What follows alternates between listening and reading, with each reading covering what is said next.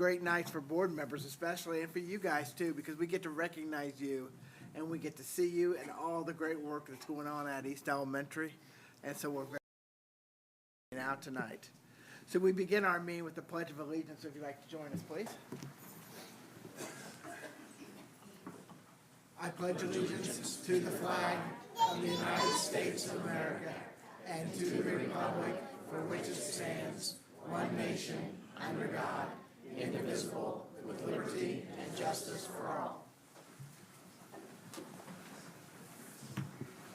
Thank you. At this time, we'll have a moment of silence or prayer.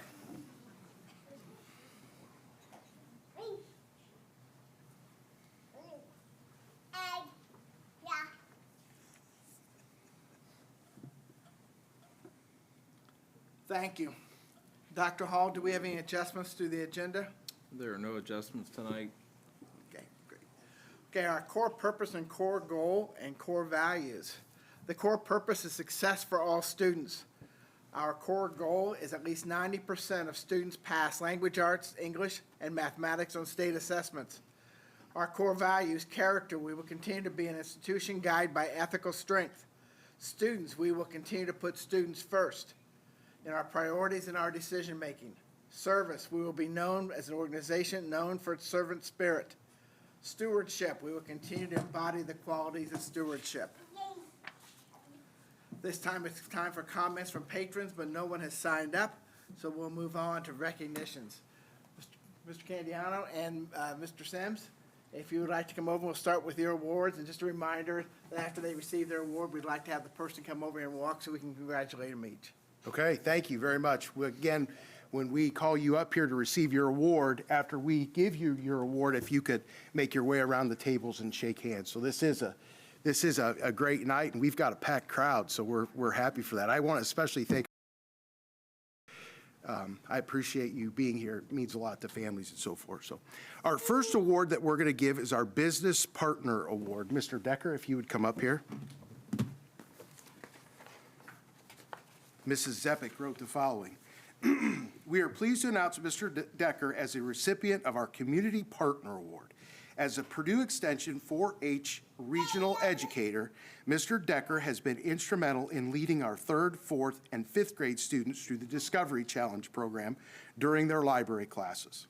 This program encourages students to research and present on a topic of personal interest while also aligning with the exceeding Indiana standards for English, communication, and employability skills. Mr. Decker not only leads these lessons with enthusiasm, but also collaborates closely with both the library staff and classroom teachers. His dedication to our students is evident in the leadership of the past 4-H programs, his coordination of STEM trailer visits, and his role as co-sponsor of our Girls Who Code Club. We are fortunate to have Mr. Decker as a partner in our students' education, and we look forward to continuing his valuable collaboration. He is truly deserving of this recognition. Thank you very much.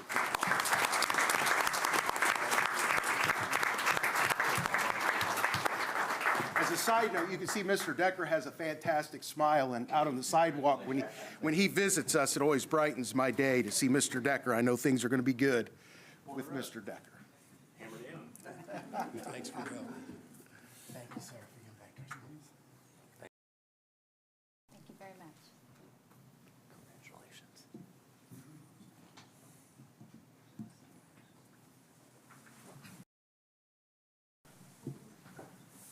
Our next recipient is Mrs. Heather Snodgrass. She's going to receive our Above and Beyond Award. If you could come up here, Vice.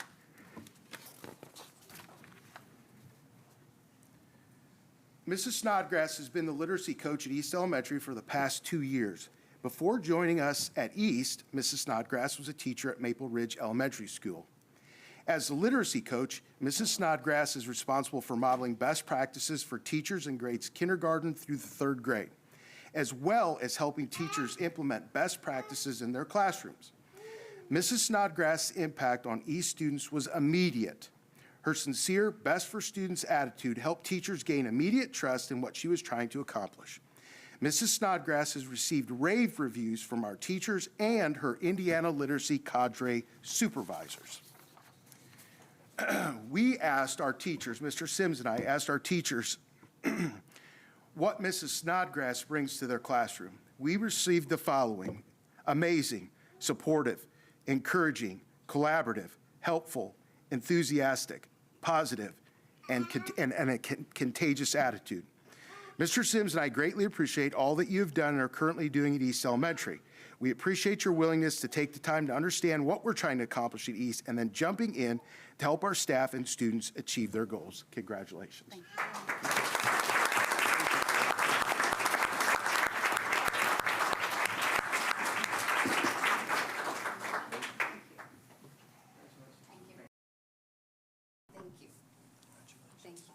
Thank you for hiring me. Congratulations.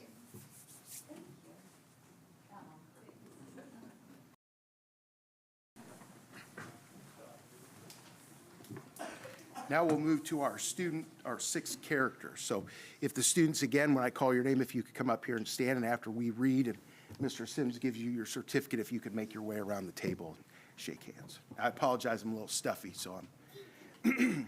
Our first character trait is caring. Easton Burke, if you could come up. Yeah.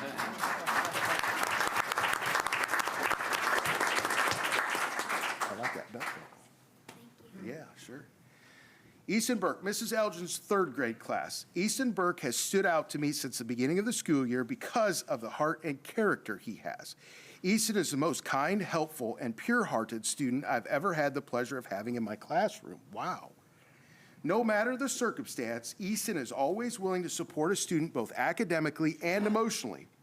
He always steps in when he sees someone is struggling and tries to be there for them to be the best of his ability. Easton wears his caring heart on his sleeve, and he demonstrates it daily. His compassion, patience, and helpfulness is truly inspiring. I'm so proud of Easton for being so selfless on a daily basis. He is a student I can always rely on to be fair and supportive, a fair and supportive leader, and a good group member. Easton is truly a caring person to his core, which is why I nominated him for the Caring Character Award. Congratulations.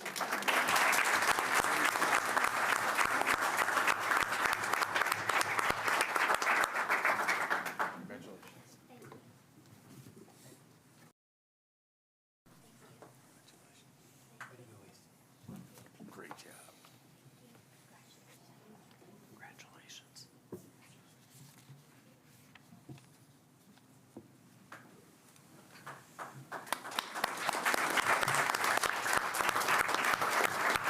Our next character trait, citizenship. Jency.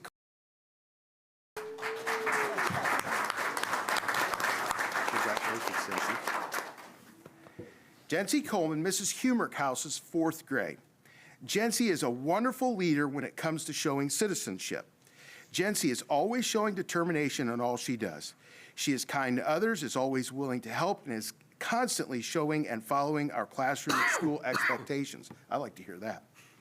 She treats people the way they should be treated and not the way she thinks they deserve to be treated. Jency shows integrity in all she does, and she is proud of who she is. She is a great representation of being a responsible citizen and a great representation of citizenship at East Elementary. Congratulations.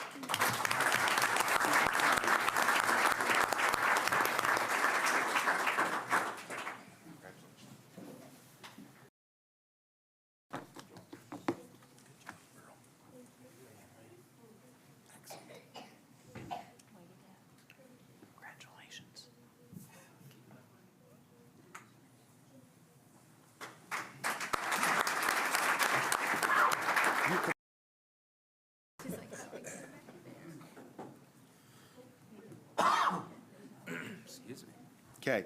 Our next character trait, fairness. Ezra Seal, if you would come up, Ezra.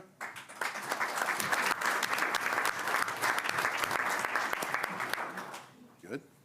Ezra Seal, Miss Matlock's fifth grade class. In looking for a student who displays fairness, it is easy to spot when considering Ezra and his interactions with others.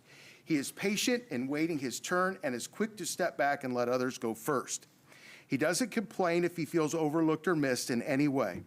He makes sure that others are treated fairly and has the opportunity to be celebrated for their achievements. In doing these things, he sets a great example for the other students of what it means to show fairness in and out of the classroom.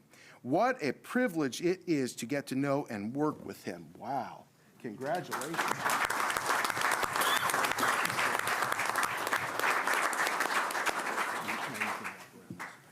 Good job.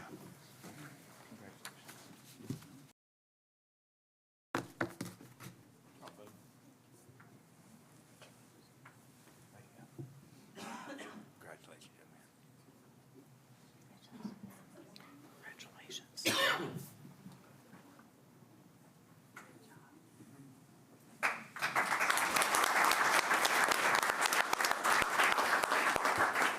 Our next character trait, low.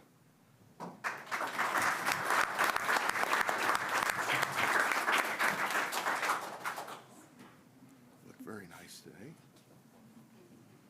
Lucas Lowe, Mr. Pugh's fifth grade class. Lucas Lowe is a student who exemplifies the character traits that we promote and value at South Madison schools. Lucas can quickly form and foster relationships with teachers, other students, and other staff members. His genuine sense of respect and caring is immediately apparent in his conversation, classroom participation, informal interactions, and questioning. Lucas can learn new procedures quickly and be trusted as a responsible model for his classmates. His desire to learn is evident in his actions. He enjoys coming to school to learn new things and progress academically. His level of effort makes him a dream student for any teacher. He finds ways to stay engaged in learning activities throughout the day and always seems open-minded to new ideas and ways to improve himself. He promotes the learning of himself and his classmates by always having a positive attitude. We can expect great things from Lucas both now and in the future. Congratulations. Congratulations.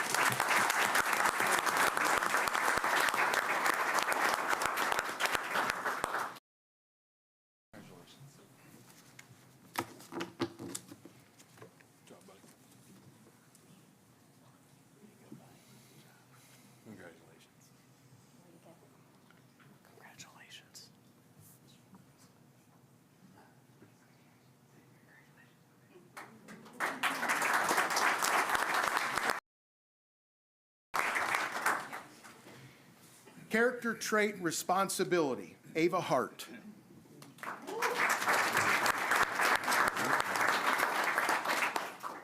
Ava Hart, Mrs. Lush, fourth grade class. Ava follows through on the commitment she makes with her friends, classmates, and with her teacher. She is reliable and trustworthy, and she shows these traits every time I make her leader of the group. She listens to her team members, helps keep them on task, and helps her team follow through with a project. Ava uses good judgment in her thinking and her behavior.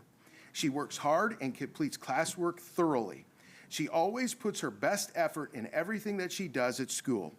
She creates Google slide presentations to help her peers. I may need your help with that sometime. To help with her peers understand concepts that may be difficult for them. Ava stays on top of her classwork and takes notes she has taken in class and takes them home and studies them. Wow. Ava is the definition of being responsible. Congratulations.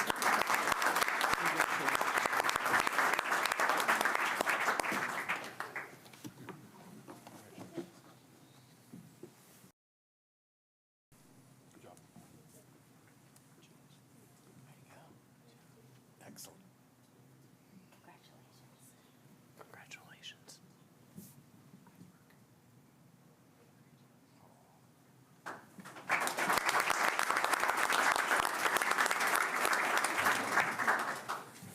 Character trait trustworthy, Anna Lu.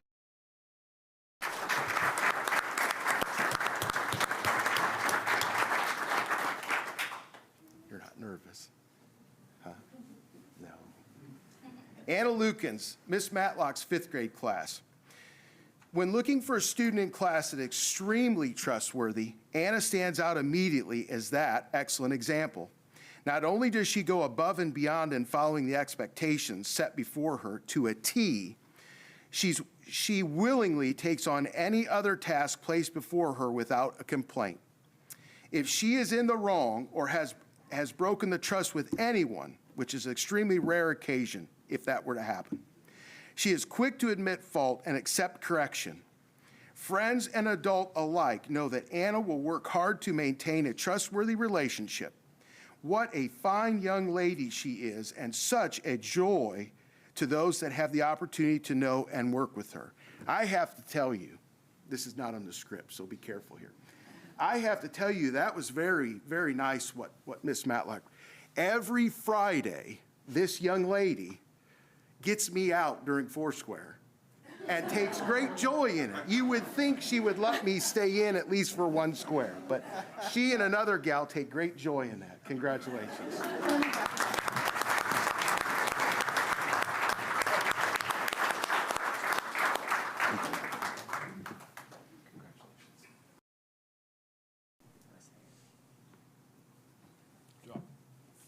Don't let him win. She doesn't. They stand in line and figure out where they can hit it that I can't get it, you know. Now they hit it at my feet all the time. I'm like, I can't bend down that fast.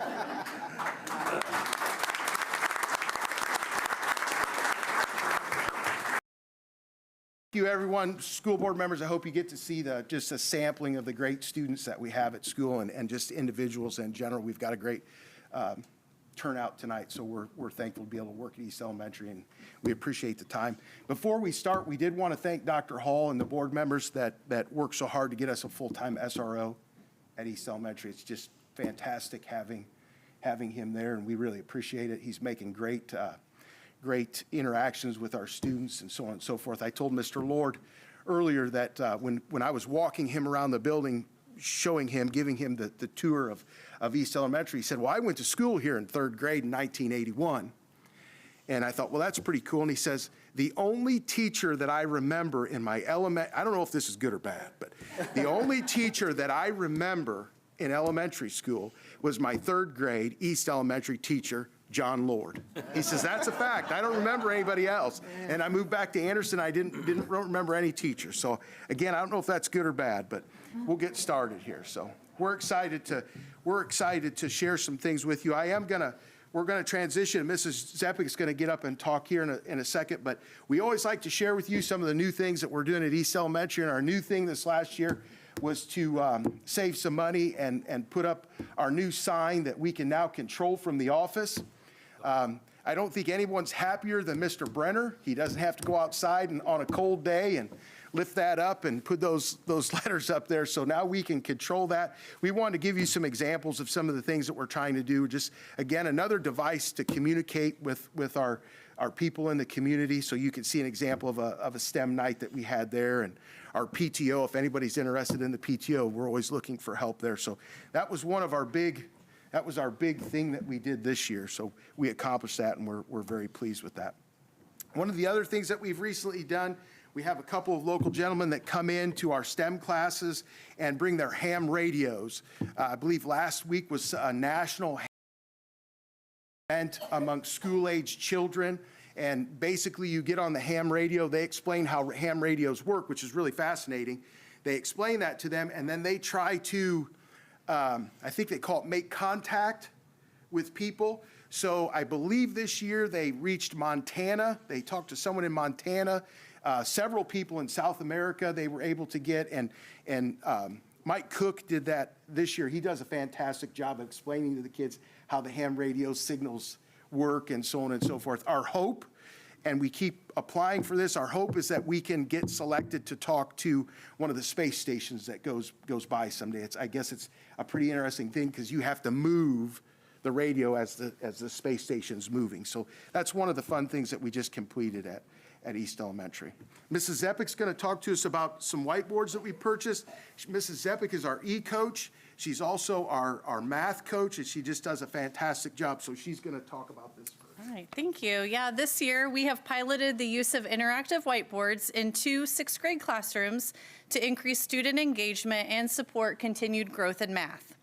Unlike students in the younger grades, our sixth graders have had less time with our everyday math program, so we're excited to use this technology to help them fully access the curriculum's interactive online features. With our everyday math program, the teachers actually have interactive slides that go with each lesson. So these interactive whiteboards really bring those to life and just to include an element of engagement for the students as well.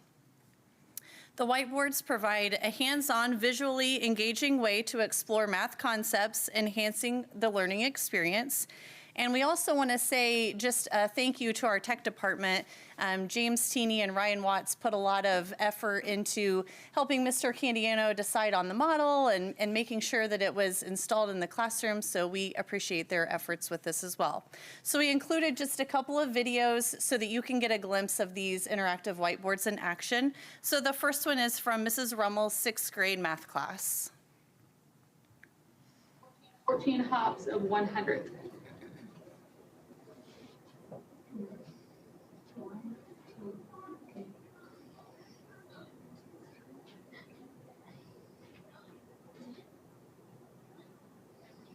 Okay, now can you label it for me?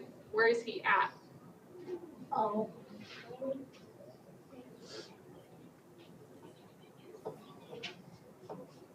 Okay, who agrees? Yep, he did 1 hop of 110 and then 14 to get to, how do you say that? Where is he at? Huh? 400, good. All right, next one. Can someone read what the hop is? Because it's pulled up. 24 hops of 1 second pause. One what? One. All right, so that gives you a glimpse. As you can see, she's doing this a whole group lesson, but she can also use that in a small group, and the students can actually come up and interact with the whiteboard, and it just adds a new level of engagement and, again, this visually appealing way for students to learn math. The next example is from Mr. Croft's sixth grade class, and you'll be able to see that it's not just used for the math curriculum, the everyday math, but he can pull other interactive elements in as well. So we'll get a glimpse into Mr. Croft's class as well. Who can say the first number of that problem? Right here. Who can say it the proper way? That's a big decimal. It's a challenge, right? Who can say it properly? Maddie. 119 and 671,000. Good job. 119 and 671,000. What can we round that to make it really easy to work with to solve mental in your head? Okay? So what we can do. All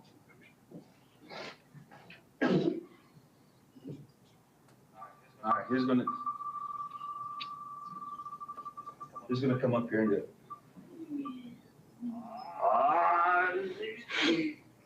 Sophia. All right, Sophia, come on up here.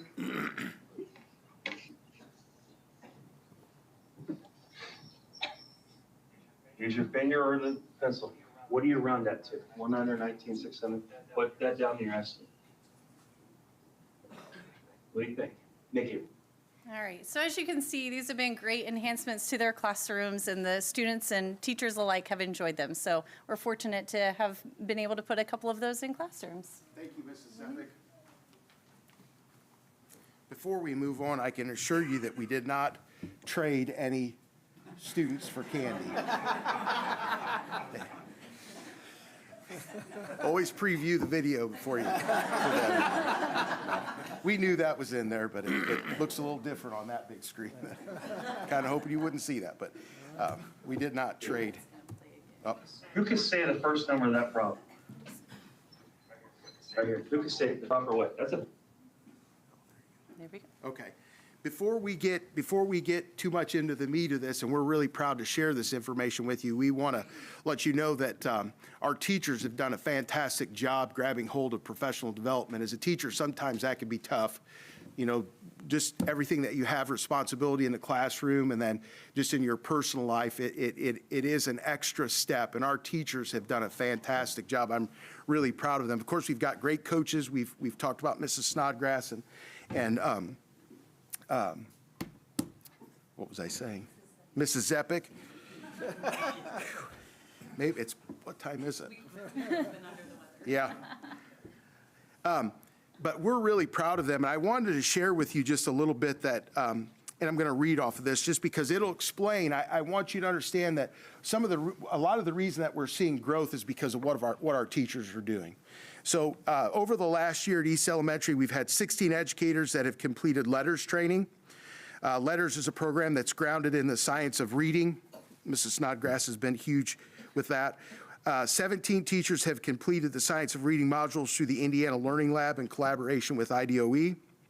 Recently, we've introduced University of Florida Literacy Institute UFly phonics program for students in grades K through 3. We've already had 7 teachers and 7 instructional assistants that have received the training. So what's great is the students hear the same thing in the classroom, they hear the same thing in intervention, and that's really important. Just recently, we had 2 teachers attend a conference at East Central Educational Services. The topic was generated AI in math. My interest in that and for wanting to send them was they are able to create iLearn questions using AI, okay? And we found that our students are a great benefit if they can not only see the information, but figure out how iLearn questions are presented, okay? So they went to that 2 weeks ago, and this morning at our PLC, Mr. Croft was one of them, used his smartboard to share that with the rest of our staff in grades 3 through 6. So I wanted to say that to you so that you know when you're proud of the improvements that we're making, but it's through hard work of our staff and our students. So you can see here, this is a great slide. We could keep this evening, especially after the last couple of years. So last year, East Elementary had an 84.8%, as you can read, and then this last spring, 2024, we brought that up to a 93.5, which Charlie and I, Saturday morning at, 7 o'clock in the morning, the test results were in. We were in our office like, is it posted yet? Is it posted yet? And I think he got it first, and we just went crazy because we were super proud of what the growth that our students have. You can see the state average there is 82.5. NWA reading, you can see that the blue is the projected growth. Our student growth, what our students grew is in red, and we've gone past what they've expected, so we're excited about that. Reading fluency is another slide that could stay up for a while. You can see here, reading fluency assessment provides insight into early reading skills. The reading fluency screener evaluates K through 2 students for signs of reading difficulties. From the fall of 23 to the fall of 24, the number of East students flagged, very important for us to say, for characteristics of dyslexia decreased by 72%. That's just amazing. It's amazing. And you can see there that in 2023, in kindergarten, we had 7 students flagged. This last fall, we just had 4. And then you can go down and see in first grade, we were at 12 and 2. So we're super proud of the work that the teachers are putting in, how they're conducting the test, the seriousness in which our students are taking it. So that's another fantastic slide. iLearn, I've got the state scores here, but I wanted you to see what we're doing here in iLearn from 23 to 24. Last spring, all grades but grades 3 had growth. And you could see there that in grade 3, we had a 41% pass rate. The state was at 39. In 4th grade, 48%. The state's at 42. 5th grade, 51%. The state's at 40. And in 6th grade, we had a 54% pass rate. The state of Indiana is at 41. So again, more growth. We're constantly trying to figure out what we can do to get those 3rd grade students to grow. And we've got lots of intervention going on. Mrs. Snodgrass is currently working after school, doing some tutoring with some students that we feel that are on the bubble. They're 1st grade students, so we're trying to get them up to speed. Switching over to math, you could see again NWA math for grades K through 3. You can see the projected growth in blue, and we're big fans of everyday math, just so you know that. We believe that it's working, and we're seeing that. We've got some slight dips with our 5th and 6th grade students, but we think we have an answer for that. But as you'll see here in a couple slides, our younger grades are just knocking it out of the park, and we're super happy with that. But you can see there our NWA growth. iLearn Math in Here's where you can kind of see the slide that I was talking about. If you'll go down to grades 5 and 6, you can see that we had a slight drop last year. And quite honestly, we believe that that is due in part to just the lack of their seat time with the program. 5th and 6th graders have had less time in everyday math than our younger students. And 5th and 6th grade math have a higher requirement. Well, those students have less tools in their tool belt, so to speak, because they've had less time. So we feel like we're on the road to fixing that as well. State averages, just to share with you, in 3rd grade in 2024, you can see we were at 68%, the state was at 52. 4th grade, we were at 64, the state was at 48. 5th grade, 55, the state was at 41. And in 6th grade, we were at 57%, and in the state, it was 38. So there may be a trend there as well in the state of Indiana, but we're very excited with our math data that we have. Attendance, very quickly, now that we're kind of back to normal, Mr. Sims, one of the things he does a lot of things fantastic, but he's absolutely fantastic at contacting parents when students have been out a few days and just makes a friendly phone call. Miss your child, so on and so forth. Our nurse does a great job as well, but you can see that we're working on our attendance. We know that one of the other keys to improved scores, improved education, improved understanding for our students is they need to be at school. So we're working hard at that. To wrap up here, I did share our mission and vision statement. It's the same as last year. At the end of this school year, when we get our data back, Charlie and I will sit down and reassess the visions and mission statement. If we feel like we need to make adjustments, we'll get a group together. Also included our 2 SMART goals. And I'm excited to get to this next slide because we almost forgot it. And this is all Mr. Sims. He's a good picture saver, I guess, because he had all these. Last year, we had, for the first time, a Revved Up for Reading event, which basically, it was an incentive for students to read. At the end of the year, we had a mock race, we had a race. It wasn't a mock race. We tried to pattern it off the Indy 500. We had tricycles. You could see in the top picture, Mrs. Zepic was huge in leading this. She was our official starter. And you can see the big wheels. They had to go around the track halfway, if the older kids did, halfway, and then they had to switch with another pilot, okay? Now this, not only did the students have to meet the reading requirement, if they met that reading requirement, we took them in the gym and they had to do time trials. So we got a little PE in there. The fastest students then qualified to pilot one of the trikes. You can see that we had 4 or 5 500 festival princesses, and they stayed all day with us. I believe they ate lunch, didn't they? Mm-hmm. They stayed all day with us. It was super cool. We had some official vehicles. You can see down here in this bottom picture, Mr. Sims did a great job impersonating Tom Carnegie. He brought the drivers in and interviewed them and so on and so forth over the PA, and we had everybody in the school out there. Just to let you know, we've got some big plans for this next year's Revved Up, like big plans. We've made the date, and that may make it so some people can come. But that was just a great event. You can see our choir teacher down here. They sing Back Home Again in Indiana. I mean, we did it as close to as we could to the Indianapolis 500. The students came out and marched through and so on and so forth. So it was a really fun event that we look forward to doing again. We may tweak some things in the race. This year, Mrs. Cromer has taken that over, and she's doing a great job. But anything we can do to encourage students to read is what we're going to try to do. But we're excited. We've already met, and like I say, we've hopefully got some important people that are going to come to this event. So you may see that next year in the pictures. And lastly, Mrs. Crone has started painting a mural on our wall next to the gymnasium. I took this before it's done. If you want to come and see this, she's added quite a bit to that. But our staff voted on some different examples that she gave, and we decided on this one. And she is actually painting that with her art club students. And then she's got numerous other paintings that she's gonna paint. But she does, another teacher, again, like the rest, that just do a fantastic job with our students that we're really blessed to have. So that's all we have. And if you have any questions, Mr. Sims will answer them. There you go. Mr. Kenyon and Mr. Sims, thank you so much for sharing all the really cool things that are going on at East Elementary. It takes great great kids and a Yep. great staff, so thank you to all of you. You do a great job and make East Elementary a very special place. Well, So thank you. we appreciate that, and again, we've got great students, great staff, all the adults, but again, I want to pay special attention to Mr. Sims. He does a fantastic job. We just started the iLearn checkpoints, and there's a little bit of anxiety anytime you start something new, and he's just scheduled that. It's flawless, like, well, we're done.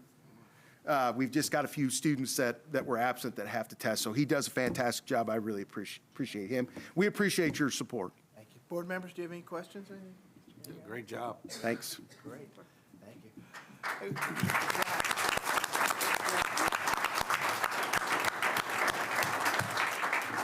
At this point in our meeting, we're going to take about a 10-minute break. Some of you want to take pictures out there. I know Mrs. Reed would like to have some pictures taken out in the hall, at the lobby. So you're more than welcome to come back to our business meeting if you'd like to. Most people don't come back, but you're more than welcome to come back. So we'll take about a 10-minute break. Thank you so much. Thank you. Yeah. I want to take a picture with Mr. Decker.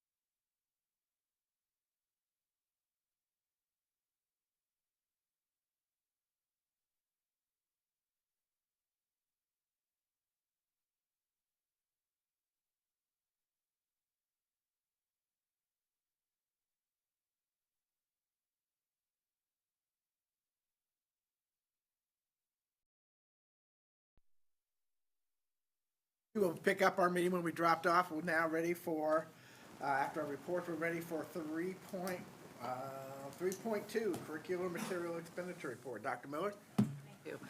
Not going to be quite as engaging as the kids, sorry about that. So what you have here in front of you is the curriculum cost summary that we submitted for this year. Mr. Kruger and I worked on collecting the software costs, the hardware consumable cost, and the textbook costs, which all fall into that category. It is broken down for you by grade level in the chart. The totals to about $1.2 million that we have spent this year. Few of those things will be spending also in the process. With our expected income from the state, it should be about the $151 per student again. And so we are expecting about $690,000 in revenue from the state. So that puts us a little better than last year in the fact that we are at $570,000 that we expended out of our coffers, which is actually about $56,000 less than last year. So if you think about this year, when we adopted science, we have moved to open education resource. So open education resource had much less cost to it in our pieces, so we had some cost reduction there, and we saw that. There is some of this in federal grants. We have never received 100% of what our textbook fees were. You get it from parents, you get from in the past, you used to get money from the state for the free and reduced, but that was never 100%. And so with weaving in the grants that we can and putting that, it is $570,000. Some of that was common to spend, some of it is an excess that we are spending now because of the changes in the law. But we are watching it, we are monitoring it, we're looking for ways to save here and there for what we can. Overall, this gave us a range of about $190 to $375 per student cost. And as you recall from past textbook adoptions, that's in the same range as we've always been. So I will say this, next year is English, Language Arts, and Reading. It is the most expensive year. So we will be reviewing materials next year for adoption in the spring for the following year. So not next year, but the year after that. It's a little more salty. It's a little harder. And there is a specific list specifically for elementary for the reading adoption that we have to adopt to be in correlation with the science of reading.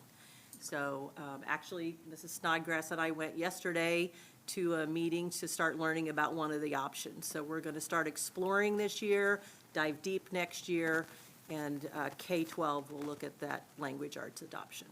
So we would be happy to.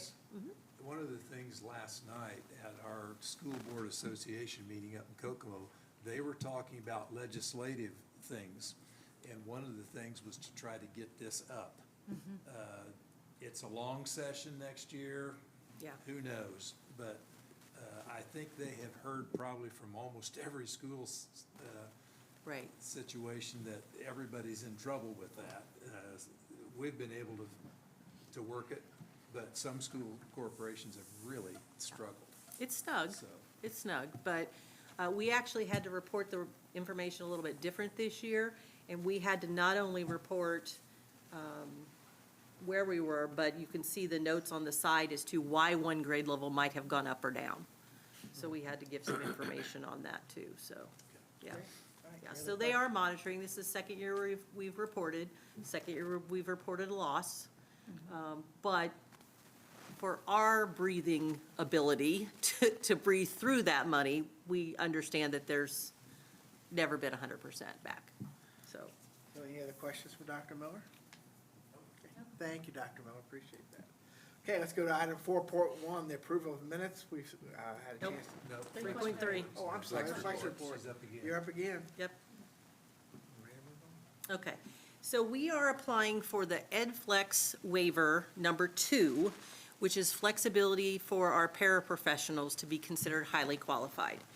Under No Child Left Behind and the federal laws for a paraprofessional, IA, to work with students in a setting that's either a Title I school or anything funded that would be under Title II or III, and also special ed. They have to be defined as highly qualified. For the federal law, the highly qualified means I either have 2 years of college education, I have passed the parapro test from, oh gosh, what's the company? ETS? It's not ETS anymore. But passed the parapro test prior to employment. So that means I would have had to take the test on my own, pay for the test on my own, pass the test. Or have, what's the other one? A CDA accreditation in child development from the Association of Child Development. Years ago, we found that we have a lot of community members that may not qualify under the way. I may have a year of college, I may not have college at all, but I am a community member who's very engaged with the student, able to do the work, and so we had proposed years ago to expand that list. And you can see on the second page some of the things that includes, one of which I've already worked with children in some capacity for a year or 1,000 hours. I complete our professional development, and we have curated a set of resources that we believe guide the person to be more equipped to work with our students. All of our paraprofessionals, as do the rest of our staff, undergo evaluations annually, work closely with teachers. They're not working on their own. They're partnering with our teachers in the classroom. So we have believed in this piece. That's actually our current plan, to that list that you see. And so what we are proposing through the waiver is that we are allowed to do that same plan. If we get denied, which I don't think we will, because it is a list that's pretty much used by a lot of districts, but we will find ways to get the parapro test in and help people get that. But this is the list. This is for this year. The state has a waiver from the federal government for the next 4 years, I believe. It might be 5. But we have to apply annually. So I will bring this back to you again next year. What we are doing now is informing the public, because we are asking for feedback from the public on this. We have a webpage that was posted on this today. We wanted to give you background on it before somebody asked you what it was, and you're like, Laura, I don't know what that is.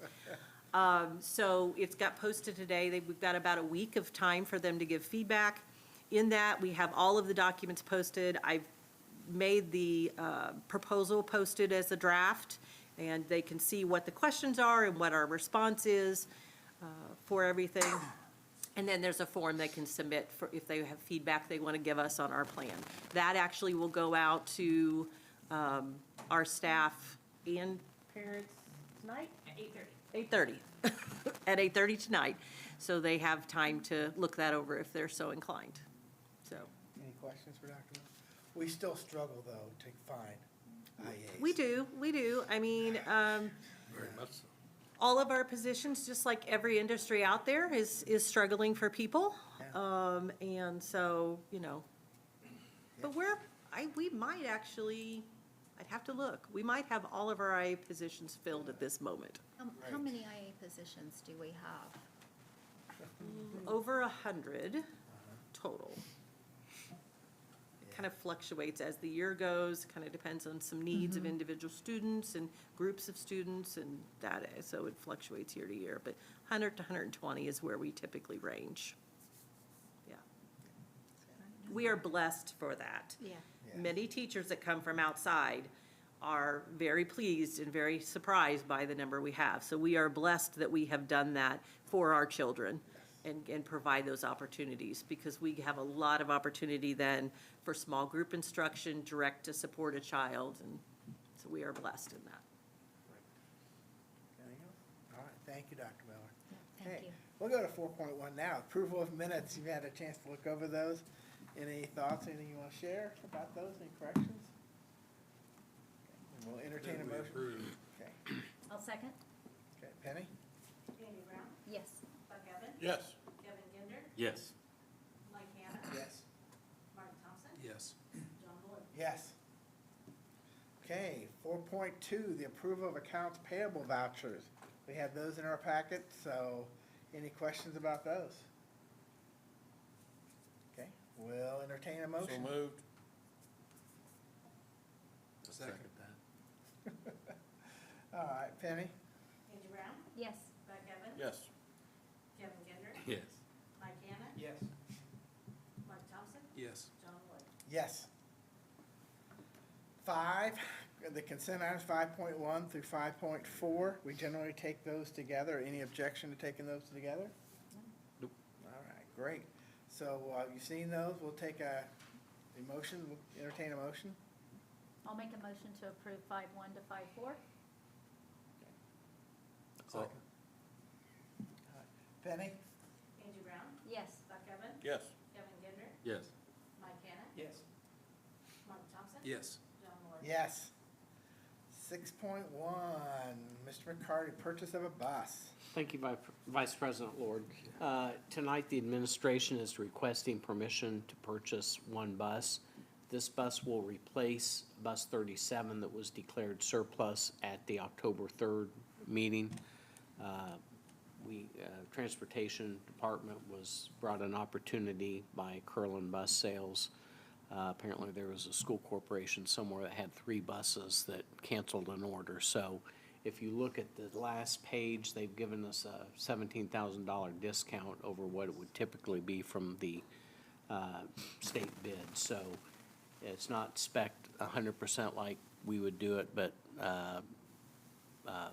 Mrs. Stewart and Mr. Kurogo wanted to do that. This will adjust, we're still committed to all the buses that we have, that the board has approved. What we will do is, in 2026, with our bus replacement plan, we'll just request one more. So the intent will be not to increase the size of the fleet, but to replace one that, the Bus 37 that was declared surplus would be on the 2025 bus replacement plan. So we're just replacing that a couple months early where we have this opportunity for some savings and opportunity to actually get one because they are still backlogged on buses. What happened to the other bus? Did somebody buy that thing? I believe it was donated to the fire department. Okay. Yeah, I think it was used as training. That was my understanding. That's great. Okay, any other questions about the bus? Purchase of the bus? Okay, so we'll entertain a motion on the bus, the purchase. I'll make a motion to approve the purchase of the bus. I'll second that. Okay, Penny? Angie Brown? Yes. Buck Evans? Yes. Kevin Kendrick? Yes. Mike Hanna? Yes. Mark Thompson? Yes. John Wood? Yes. 6.2, contract approval. Mr. McCarty? Thank you, Vice President Lord. Tonight, the administration is requesting permission to obtain financing for the bus that you just approved. So I got to pay for it. it came through. It came through quickly. What we would typically do if there were a lot of buses, we've typically gone through the Indiana Bond Bank, but that requires an attorney rep letter, an application, a little more paperwork. And since this was kind of dropped in our lap, I reached out to 3 institutions. One did not get back. One had a rate that was higher, and this is the one that 5.09 for a tax exempt entity. So we're making close to that on the money that we have. So just for cash flow purposes, we really didn't want to expend $200,000 out. So this will be a 5-year loan pending approval. Okay, any other questions for Mr. McCarty? Okay, we'll entertain a motion. So moved. I'll second. Okay, Penny? Angie Brown? Yes. Buck Evans? Yes. Kevin Kendrick? Yes. Mike Hanna? Yes. Mark Thompson? Yes. John Wood? Yes. 7, other communications. Communications to the public, no one signed up to speak. Communications from the superintendent?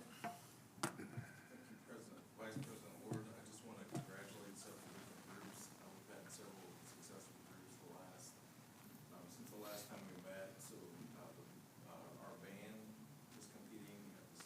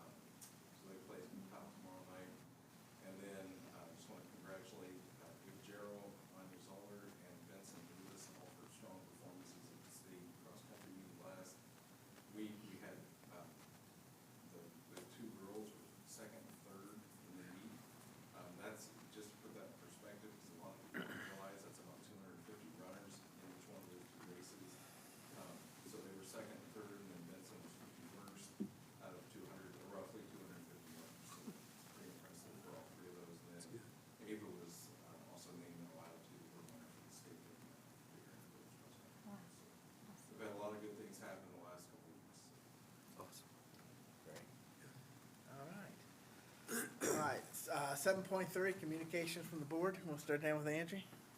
I'm good, thanks. Yeah, good? Yep.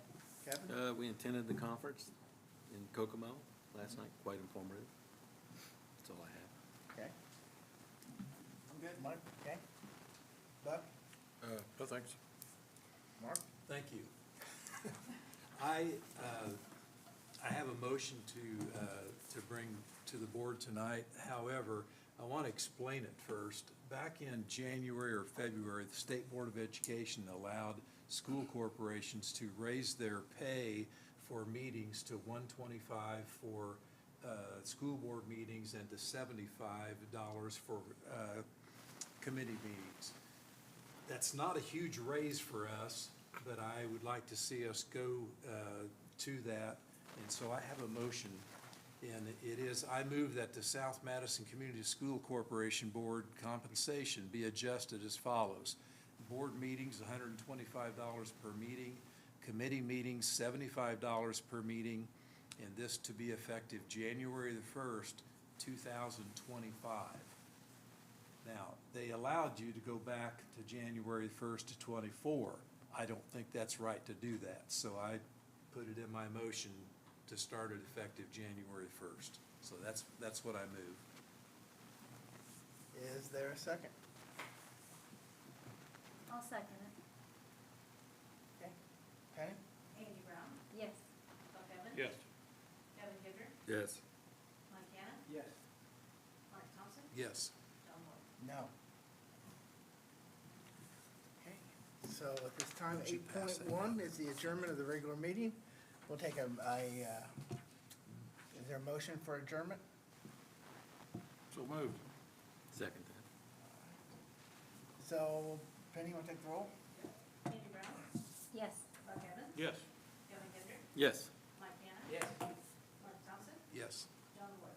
Yes.